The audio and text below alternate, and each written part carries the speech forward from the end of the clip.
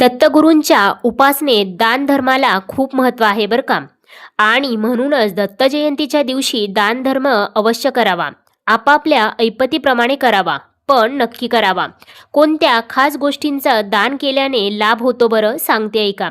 4 डिसेंबरला आहे दत्त जयंती आणि दत्त जयंतीच्या दिवशी आता मी काही वस्तूंची यादी सांगते. त्यापैकी कुठलीही एक वस्तू जी तुम्हाला शक्य असेल ती गोष्ट गरीब, अनाथ, अपंग लोकांना नक्की दान करा. दान करायच्या वस्तूंची यादी याप्रमाणे: पिवळी चण्याची डाळ, पिवळी मुगाची डाळ, पिवळी केळी, पिवळी मोहरी, पिवळ्या रंगाचा भोपळा, पिवळे वस्त्र, हळकुंड, हळद कुंकवातील हळद किंवा पिवळ्या अक्षता. यापैकी कुठलीही एक वस्तू एकतर दत्तगुरूंच्या मंदिरात दान करावी किंवा एखाद्या गरीबाला दान करावी. दत्तगुरूंच्या उपासनेचा हा अतिशय महत्त्वाचा भाग आहे. दत्तगुरूंची कृपा दत्त जयंतीच्या दिवशी कोणत्या खास राशींवर होणार आहे हे जाणून घेण्यासाठी आपल्या चॅनेलला नक्की भेट द्या आणि आपल्या चॅनेलवरील सविस्तर व्हिडिओ नक्की पहा. कमेंट बॉक्समध्ये श्री गुरुदेव दत्त लिहायला विसरू नका.